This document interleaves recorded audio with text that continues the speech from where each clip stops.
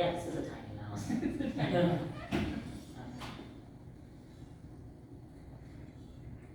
Okay, well, thank you everyone for coming to my talk. My name is Forum.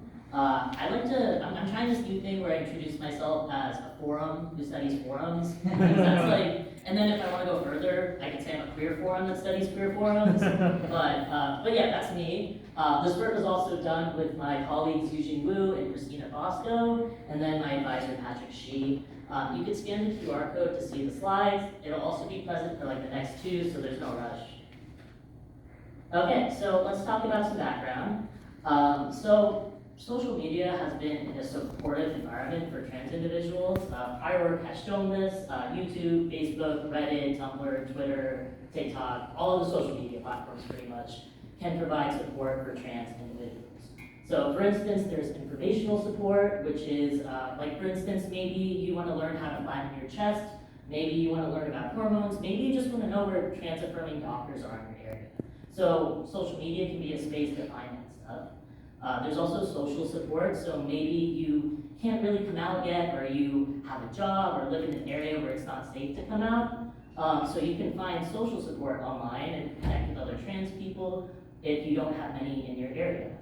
And then social media is also used for identity exploration. So like, let's say you don't really know exactly what your gender identity is yet. You can use social media to maybe create an account to try out an identity, or maybe figure out a name or pronouns and so on.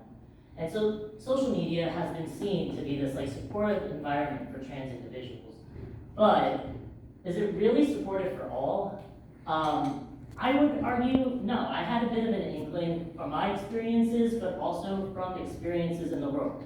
We could look at the historical treatment of queer and trans people of color. You know, we could talk about how a lot of queer organizations work alongside cops. We could look at just history with like Stonewall. We could just look at in like social settings. When you're around white queer people, they might use appropriate language that they're not allowed to use.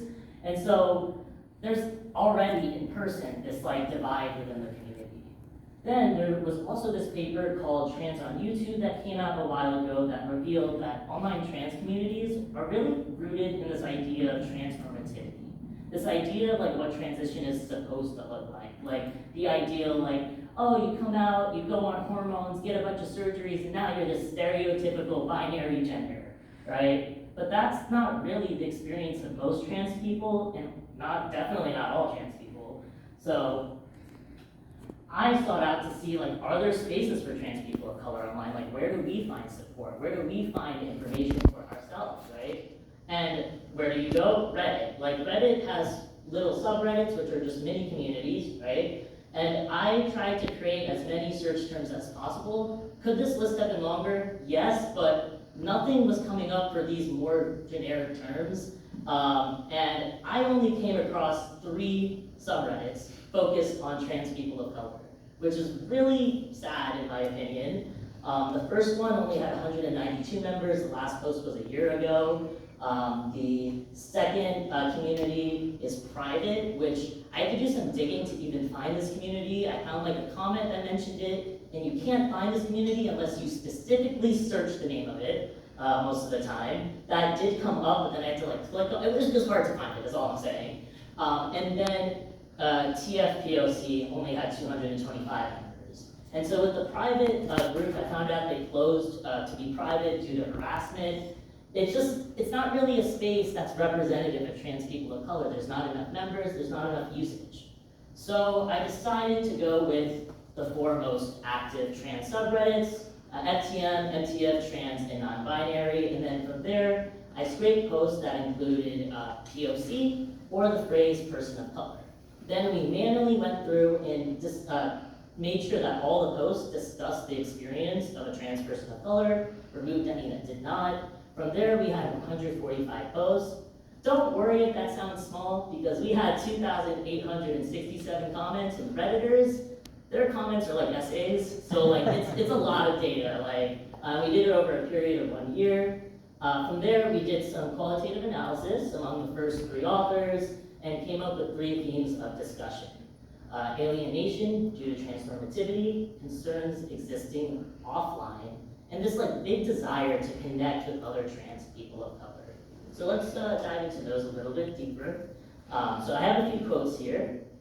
So the amount of times I've seen POC, including myself, get shut down for pointing out white privilege in the LGBT and trans communities just makes me scared to even try anymore because of how vicious white people are. This just shows like, I have these experiences, I need help, I want to vent, but I can't. And then you have comments that come right after this, like these, that say, I don't believe in white privilege nor discriminate against anyone. I see everyone equal to me no matter who they are or what race/color their skin is. This clearly is invalidating anyone who wants to share an experience they have related to racism. You know, so a lot of trans people feel alienated. Additionally, you know, they're feeling alienated and they have so many concerns existing offline. This person says, I'm trans, I'm mixed, I'm autistic, I have chronic pain, I'm somewhat gender non-conforming. All of this makes me worried about visiting and moving to certain places. Additionally, on top of this post, there was another post where someone was sharing a celebratory post about passing for the first time by becoming detained. They matched a description of a black young man who was a suspect, and he passed for the first time by being put in handcuffs. And just the bathroom sign up there, you guys already know, like, just living as a trans person, there's a lot of concerns, and being a person of color just adds to that. And finally, there's a desire to connect with other trans people of color. So this quote says, I gravitate towards the company of other non-white trans people for my safety. And then this last quote says, if you need yourself another trans black friend, I'm here, same goes for anyone who reads this. There's like this big sense of like, we want this community, we want to, you know, connect, we want to help each other. But there's this fear of kind of being invalidated by white trans people, and there's not a space for trans people of color to really connect. So from there, we took our evidence and determined 3 design considerations that emerged based on the evidence. So we present implementations for Reddit as a platform and for moderators without the platform's intervention. However, I say this with a big caveat, moderators are volunteers and they're not paid. So Reddit moderators, as much as I would love for them to make all these changes, there's just too much overhead. So these are recommendations for the moderators, but for Reddit, we're really like, you could make the big change here and help moderators. And so let's go into these 3 design considerations. Okay, so the first one is encouraging growing networks among trans people of color. So my recommendation, which sounds pretty simple, is Reddit could have automated opt-in threads related to friendship formation and POC holidays like Juneteenth or Black History Month. So for instance, like have a checkbox when you create a subreddit that says, hey, do you want to opt into this? They would have templates made, maybe you could like edit them a little bit.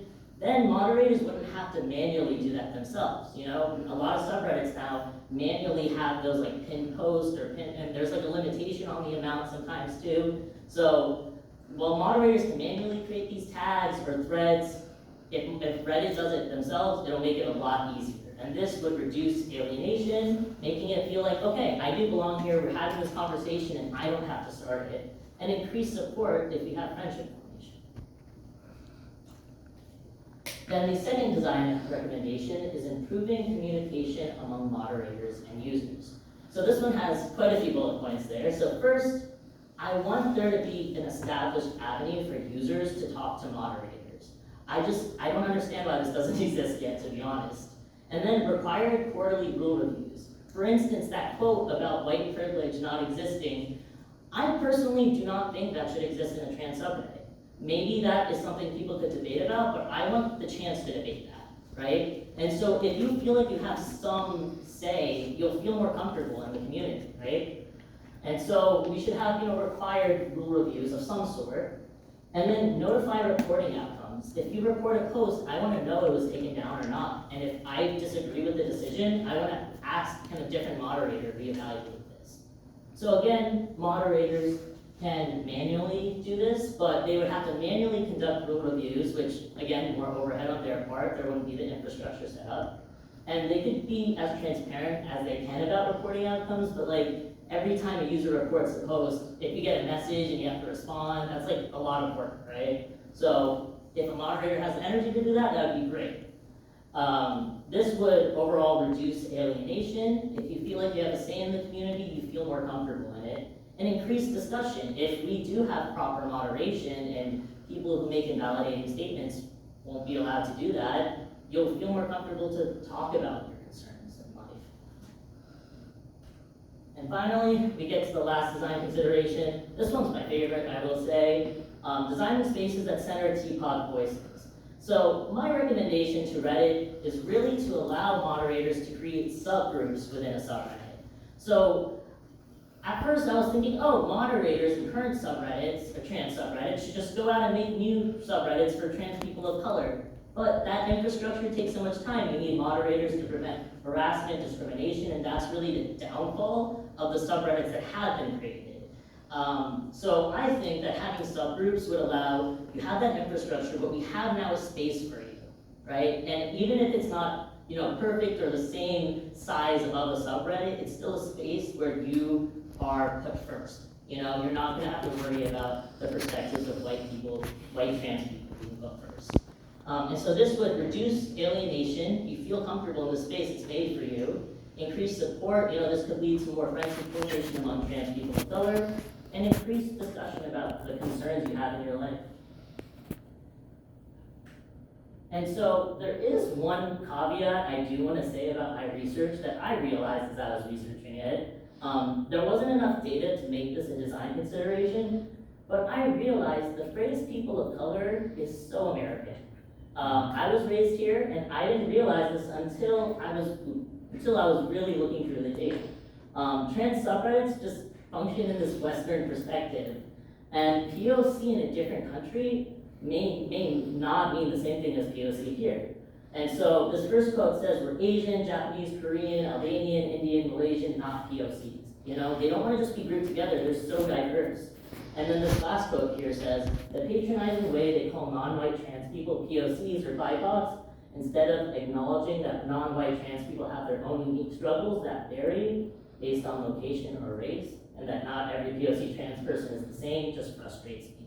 So this is something that going forward in my work, I want to address and kind of stay away from using people of color as a phrase for scraping, or also asking people like, what do you identify, not just assuming. But outside of that, we're moving to our future work and direction. So future work will include investigating TPOC experiences and other social media sites, conducting semi-structured interviews, prototype ideation, just like determining really the best implementation for inclusivity. And finally, examining social media platforms that advertise themselves as inclusive or LGBTQ focused. And so this is where I'm gonna advertise myself. My next study is on this platform called Lex. I don't know how many of you know about it. I have been working on the study with Sam, who's in the audience. So we are looking for more participants. You do need to identify as a queer person of color, be located in the US, have a Zoom account and working webcam, and you need to have used the app Lex. Please do not go home, download it, and then fill this out in a week. Don't do that. But if you already use the app and you're a queer person of color, feel free to scan this. I'm not going to be taking too many participants from this conference, but if you want to share that link, I do ask if you were someone who attended the conference, so share it with any friends who you think might be interested. Again, they do have to be in the US, sorry. But that's everything. So thank you all.